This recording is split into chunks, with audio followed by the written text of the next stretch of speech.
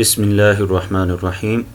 الحمد للہ رب العالمین والصلاة والسلام علی سید المرسلین محمد وعلی آلہ واصحابہ اجمعین اما بعد باب فی الامانۃ والوفاء بالعہد۔ یہ حدیث کا پہلا باب ہے، یہاں تہذیب الاخلاق کتاب سے یہ ماخوذ ہے۔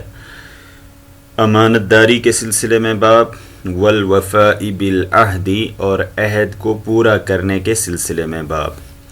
امانہ، امنا یا امنو امانتاً، امین ہونا، امانت دار ہونا، یہ خیانت کا اپوزٹ ہے۔ خانہ یخون خیانتاً، خیانت کرنا، امانت داری کے برخلاف کرنا۔ تو امانت اور خیانت یہ دو ایک دوسرے کی ضد الفاظ ہیں، اپوزٹ الفاظ ہیں۔ اور وفا کہتے ہیں پورا کرنا، وفا یفی وفاءً، پورا کرنا، مکمل کرنا۔ اور عہدن کی جمع عہود، عہد یا عہدو عہدن، عہد کرنا، کسی کے ساتھ ایگریمنٹ کرنا۔ تو الوفا بالعہد کا مطلب ہوتا ہے عہد کو پورا کرنا، عہد کو مکمل کرنا۔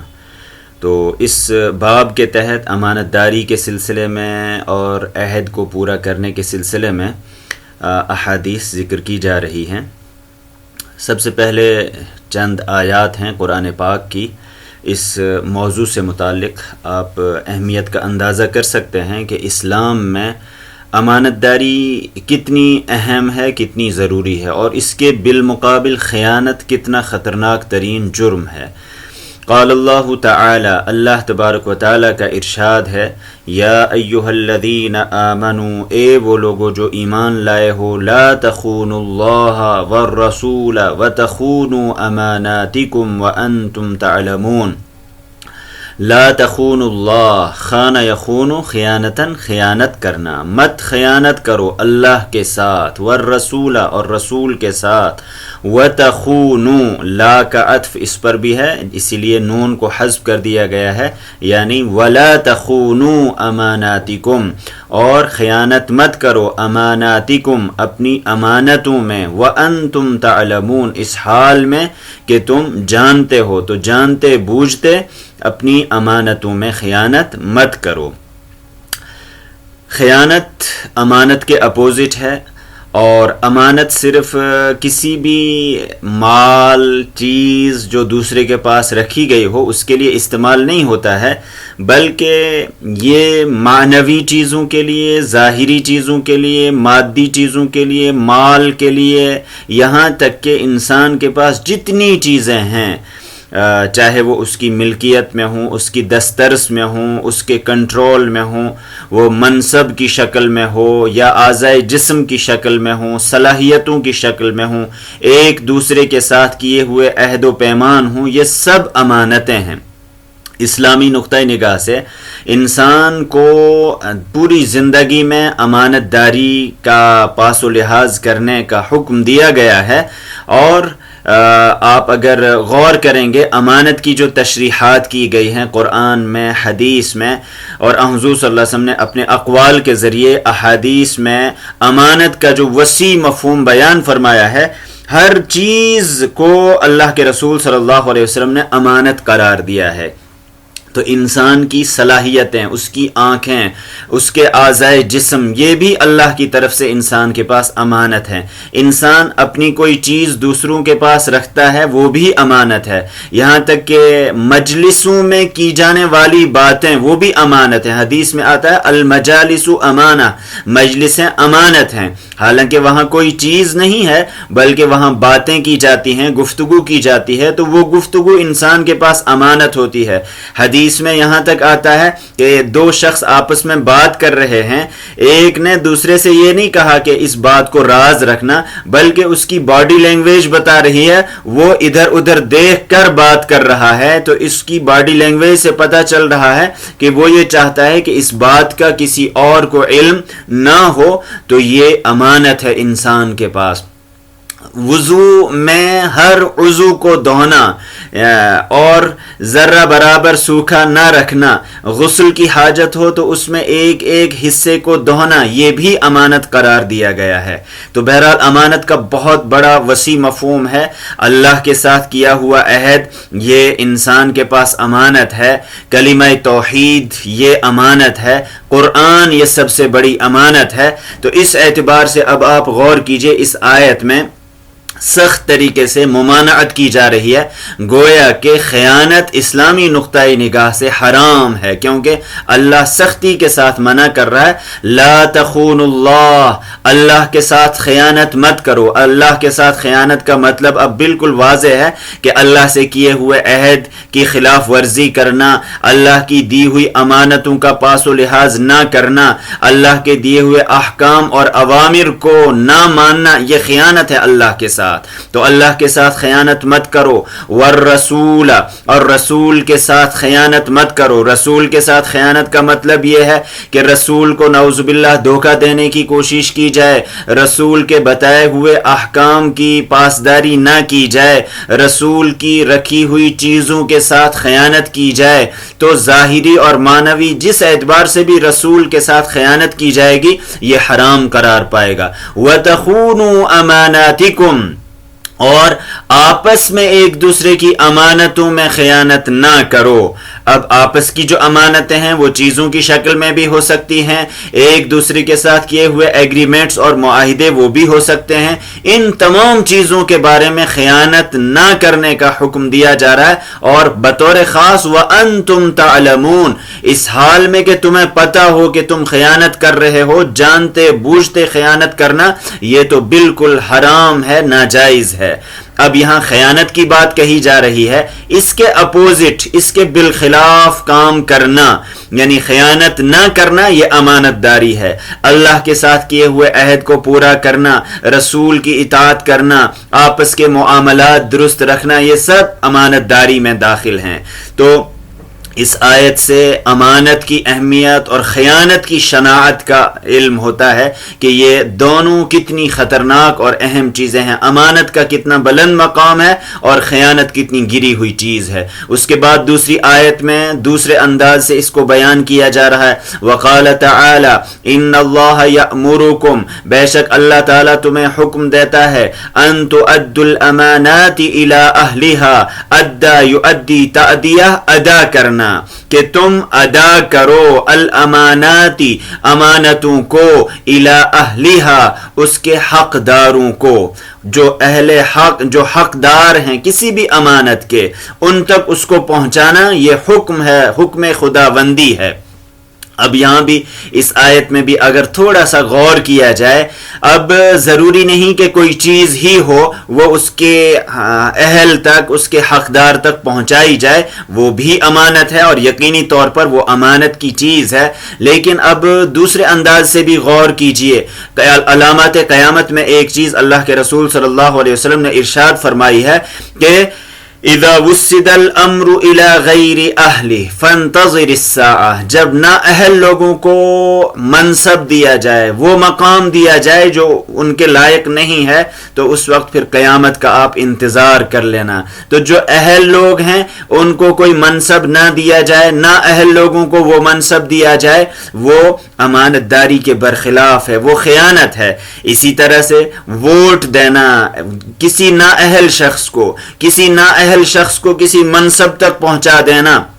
نااہل شخص کو کوئی ایسا کام دے دینا جو اس کے لائق نہ ہو، یہ بالکل صراحتاً اس آیت کے برخلاف ہے۔ تو بلا شبہ اللہ تعالیٰ حکم دیتا ہے ان تؤدوا الامانات، کہ تم امانتوں کو ادا کرو، الی اہلہا، اس کے حقداروں کو، اس کے حقداروں تک وہ امانتیں پہنچا دو۔ تو خیر یہ قرآن پاک کی آیات تھی۔ اب احادیث ذکر کی جا رہی ہیں۔ عن ابی ہریرہ رضی اللہ عنہ ان رسول اللہ صلی اللہ علیہ وسلم قال آیت المنافق ثلاث اذا حدث كذب واذا وعد اخلف واذا اؤتمن خان، متفق علیہ۔ حضرت ابو ہریرہ رضی اللہ تعالی عنہ سے روایت ہے، وہ فرماتے ہیں کہ اللہ کے رسول صلی اللہ علیہ وسلم نے ارشاد فرمایا، آیت المنافق ثلاث، منافق کی علامتیں تین ہیں، نشانیاں تین ہیں۔ آیتن کی جمع آیات، نشانی کو کہتے ہیں، علامت کو کہتے ہیں جس سے ایک منافق کو پہچانا جا سکتا ہے۔ ثلاثن وہ تین ہیں۔ یہاں ایک بات واضح ہو جائے، وہ یہ کہ نفاق کی دو قسمیں کی جاتی ہیں۔ ایک نفاق ہوتا ہے جس کا تعلق عقیدے سے ہے، اور نفاق کا اصل مطلب یہ ہے دھوکہ دینا، اندر کچھ ہو ظاہر کچھ کیا جائے، دل میں اور کوئی بات ہو زبان سے اور کسی چیز کا اظہار کیا جائے، تو ظاہر اور باطن میں تضاد ہو، یہ نفاق کہلاتا ہے۔ تو ایک ہوتا ہے عقیدے کا نفاق۔ عقیدے کا نفاق کا مطلب ہے کہ دل کے اندر کفر ہے، دل کے اندر شرک ہے، دل کے اندر اہل کفر کے ساتھ دوستی کا جذبہ ہے، لیکن ظاہر کیا جائے کہ ہم تو مسلمان ہیں۔ یہ عقیدے کا نفاق ہے، اور یہ خطرناک ترین نفاق ہے، جس کے بارے میں قرآن پاک یہ کہتا ہے کہ ان المنافقین فی الدرک الاسفل من النار، ایسے منافقین وہ جہنم کے سب سے نچلے طبقے میں ہوں گے۔ تو یہ عقیدے کا نفاق، یہ خطرناک ترین نفاق ہے۔ دوسرا نفاق ہوتا ہے عملی نفاق، جو انسان عمل کے ذریعے ظاہر کرتا ہے، اور عملی نفاق یہ بھی انتہائی خطرناک ہے، لیکن اس کے متعلق آپ دیکھ رہے ہیں اب جو احادیث آ رہی ہیں، یہ عمل کا نفاق ہے۔ انسان کے دل کے اندر کفر تو نہیں ہے، اس کے دل کے اندر شرک تو نہیں ہے، لیکن اس کے اعمال کچھ اس طرح کے ہیں کہ ان کے ذریعے منافقانہ رویہ ظاہر ہو رہا ہے۔ جیسے کسی سے جھوٹ بولنا، جھوٹ میں کیا ہوتا ہے، انسان کفر تو نہیں اختیار کر رہا ہے، لیکن وہ دھوکہ دہی کی کوشش کر رہا ہے۔ وعدہ خلافی میں بھی انسان دھوکہ دہی کی کوشش کر رہا ہے، امانت میں خیانت کے ذریعے بھی انسان دھوکہ دہی کی کوشش کر رہا ہے، یعنی اندر کچھ ہے باہر کچھ ہے۔ تو یہ عمل کا نفاق یہ بھی خطرناک ہے، اور اس وقت تک انسان کو منافق گردانا جائے گا، منافق سمجھا جائے گا، جب تک یہ آیت، یہ نشانی اس کے اندر پائی جائے گی۔ تو یہاں نفاق عملی کی بات کہی جا رہی ہے کہ جو منافق ہوگا، جو دھوکہ دینے کی کوشش کرے گا، جو غدار ہوگا، تو اس کے اندر آپ ان علامتوں کو دیکھیں گے۔ آیت المنافق ثلاث، منافق کی تین علامتیں ہیں، تین نشانیاں ہیں۔ اذا حدث، حدث یحدث تحدیث بیان کرنا، کذب، کذب یکذب کذبا جھوٹ بولنا، جب وہ گفتگو کرے گا تو وہ جھوٹ بولے گا، تو جھوٹ بولنا اس کی عادت ثانیہ بن جائے، مسلسل وہ جھوٹ بولتا چلا جا رہا ہو، اور جھوٹ یہ اصلاً دھوکہ ہے۔ وَإِذَا وَعَدَ أَخْلَفَ، اور جب وہ وعدہ کرے گا، وعد یعید وعدن، وعدہ کرنا، اور اخلف یخلف اخلافن، وعدہ خلافی کرنا، جب وہ وعدہ کرے گا تو خلاف ورزی کرے گا، وعدے کو نبھائے گا نہیں۔ وَإِذَا اؤْتُمِنَ خَانَ، ائتمن یأتمن ائتمانا، قابل اعتماد سمجھنا، امین سمجھنا، جب کسی کو امین سمجھا جائے، امین سمجھ کر اس کے پاس کوئی چیز رکھی جائے، اس سے کوئی بات کہی جائے، اس کو کوئی راز کہا جائے، خانہ، وہ خیانت کر بیٹھے، خانہ یخون خیانتن، خیانت کر بیٹھنا، تو وہ خیانت کر لے۔ تو یہ تین علامتیں حضور صلی اللہ علیہ وسلم نے ارشاد فرمائی کہ جب کوئی شخص جھوٹ بولے گا یہ نفاق کی ایک علامت ہے، جب وعدہ خلافی کرے گا وہ یہ بھی نفاق کی علامت ہے، جب وہ امانت میں خیانت کرے گا تو یہ بھی نفاق ہی کی علامت ہے۔ ایک دوسری روایت میں مزید کچھ علامتیں اللہ کے رسول صلی اللہ علیہ وسلم نے ارشاد فرمائی ہیں، آگے کی روایت پڑھ لیجئے۔ وعن عبداللہ بن عمرو بن العاص، حضرت عبداللہ بن عمرو بن عاص رضی اللہ تعالی عنہما سے روایت ہے، ان رسول اللہ صلی اللہ علیہ وسلم قال، اللہ کے رسول صلی اللہ علیہ وسلم نے ارشاد فرمایا، اربع من کن فیہ کان منافقا خالصا، اربع، چار چیزیں ایسی ہیں، چار خصلتیں ایسی ہیں، چار عادتیں ایسی ہیں، من کن فیہ، جس میں وہ چار چیزیں ہوں گی، کان منافقا خالصا، وہ خالص منافق ہوگا، چار خصلتیں جس کے اندر ہوں گی وہ نرا منافق ہوگا، خالص منافق ہوگا، یعنی عملی نفاق اس کے اندر کوٹ کوٹ کر بھرا ہوگا، اس سے کسی اس پر کوئی اعتماد نہیں کر سکتا ہے، تو وہ خالص خالص منافق ہوگا، اور یہ نفاق پھر انسان کو عقیدے کے نفاق تک پہنچا دیتا ہے. گویا کہ ایسا شخص اللہ کو بھی دھوکہ دے سکتا ہے، انسانوں کو بھی دھوکہ دے سکتا ہے. تو 4 خصلتیں جس میں جمع ہو جائیں تو وہ تو نرا منافق ہو جائے گا، خالص منافق ہو جائے گا. من کان فیہ خصلۃ منہن، ومن کان، اور جس میں ہو، فیہ جس شخص کے اندر، خصلۃ منہن اس میں سے کوئی ایک خصلت، خصلۃ کی جمع خصال، عادت کو خصلت کو کہتے ہیں، جس کے اندر کوئی ایک عادت ہوگی، ایک خصلت ہوگی ان میں سے، کان فیہ خصلۃ من النفاق اس کے اندر نفاق کی ایک عادت ہوگی، حتی یدعها، ودع یدعو ودعن ہوتا ہے چھوڑ دینا، ترک کر دینا، ودع یدعو ودعن اور دعتن ترک کر دینا، چھوڑ دینا، یہاں تک کہ انسان اس کو چھوڑ نہ دے اس وقت تک اس کے اندر یہ نفاق کی علامت باقی رہے گی. تو اگر انسان کے اندر کوئی کمی ہے تو وہ کمی تو اس وقت تک کمی ہی شمار کی جائے گی جب تک انسان اس کو ترک نہ کر دے، چھوڑ نہ دے. تو یہ نفاق کی علامت ہے، اس کو ضرور ضرور ترک کرنا چاہیے. تو اگر چاروں کی 4 ہیں تب تو سمجھ لینا چاہیے کہ کانا منافقن خالصاً، وہ نرا منافق ہے. اگر کوئی ایک عادت ہے، جھوٹ بولنے کی عادت ہے انسان کے اندر، تو سمجھ لینا چاہیے یہ نفاق کی علامت ہے، حتی یدعها، یہاں تک کہ انسان اس کو ترک نہ کر دے. اب علامتیں کیا ہیں؟ اذا اؤتمن خان، جب اس کو امین سمجھا جائے اور تو اس وقت وہ خانہ یخون خیانتن، وہ خیانت کر بیٹھے. تو جب اس کو امین بنایا جائے، امین سمجھا جائے، اس پر اعتماد کیا جائے تو وہ خیانت کرے. واذا حدث کذب، جب وہ بولے تو جھوٹ بولے، زبان سے جھوٹ بولتا ہو. وَإِذَا عَاهَدَ غَدَرَ، جب وہ عہد کرے، ایگریمنٹ کرے، غدر اس وقت وہ غداری کرے، بد عہدی کرے. غدر یغدر غدرن ہوتا ہے بد عہدی کرنا، عہد کے برخلاف کرنا، تو اس وقت وہ عہد کے برخلاف کرے گا. اب چوتھی خصلت یہاں اس حدیث میں مزید بیان کی جا رہی ہے. وَإِذَا خَاصَمَ فَجَرَ، خاصمہ یخاصم، مخاصمہ کہتے ہیں جھگڑا کرنا. جب وہ جھگڑا کرے گا، کسی کے ساتھ اس کی لڑائی ہو جائے تو اس وقت وہ کیا کرے گا؟ اس کی زبان سے فجور، فجر یفجر فجورا، گناہ کرنا، بد زبانی کرنا، گالم گلوچ کرنا. تو یہاں فجور سے گالی گلوچ، بکنا اور ایسی چیزیں زبان سے ادا کرنا جو انسان کے شایان شان نہیں ہے. تو وَإِذَا خَاصَمَ، جب وہ لڑائی کرے گا، جھگڑا کرے گا، فجر اس وقت وہ بد زبانی کرے، اس وقت وہ گالی گلوچ سے کام لے، تو ایسا شخص منافق ہے. نفاق کی یہ علامتیں اس کے اندر پائی جاتی ہیں. تو اس حدیث میں 4 علامتیں بیان کی اللہ کے رسول صلی اللہ علیہ وسلم نے. جس کے اندر یہ چاروں علامتیں ہوں گی تو اس کو تو آپ صلی اللہ علیہ وسلم نے منافق خالص بتایا، وہ نرا منافق ہے. اور جس کے اندر کوئی ایک عادت ہوگی، کوئی ایک خصلت ہوگی، تو اس وقت تک وہ اس نفاق کی علامت کے ساتھ رہے گا جب تک اس کو وہ ترک نہ کرے. تو نفاق کی علامتیں، ان کو انسان کو ترک کر دینا چاہیے، چھوڑ دینا چاہیے. تو حضرت عبداللہ بن عمرو بن عاص رضی اللہ تعالی عنہما سے روایت ہے ان رسول اللہ صلی اللہ علیہ وسلم قال، کہ اللہ کے رسول صلی اللہ علیہ وسلم نے ارشاد فرمایا، اربعن ای اربع خصال،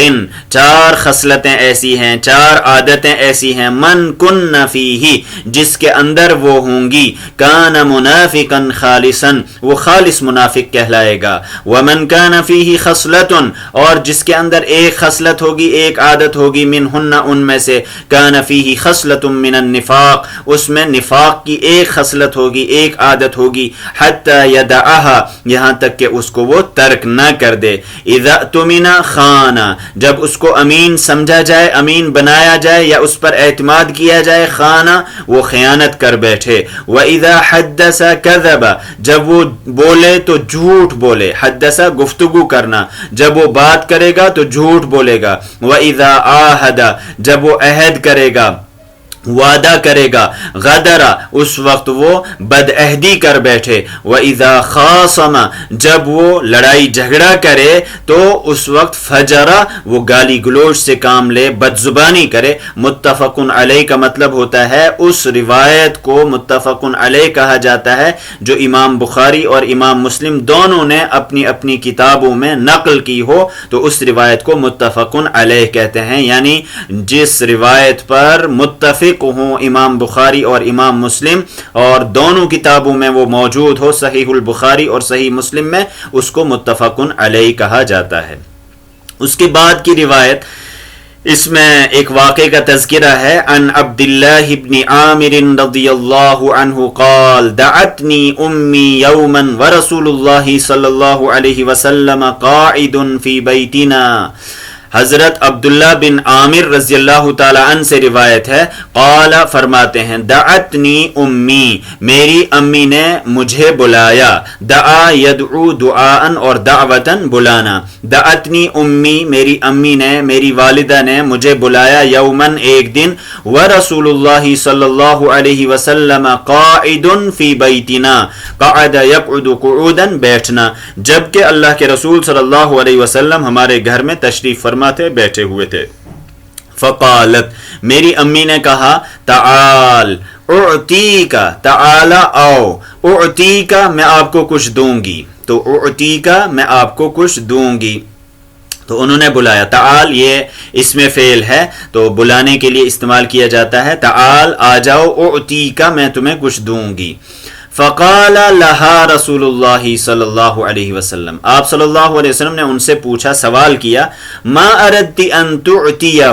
ما اردتی، آپ نے کیا ارادہ کیا ہے، ان تعطیہ، کہ ان کو دو گی، آپ نے ان کو کیا دینے کا ارادہ کیا ہے، تو ما اردتی، آپ نے کیا ارادہ کیا ہے، ان تعطیہ، کہ آپ ان کو دیں، تو آپ نے ان کو کیا دینے کا ارادہ کیا ہے۔ قالت، انہوں نے کہا، اردت تمرن، میں نے کھجور دینے کا ارادہ کیا، تمرن کی جمع تمور، کھجور، تو میں نے کھجور دینے کا ارادہ کیا تھا۔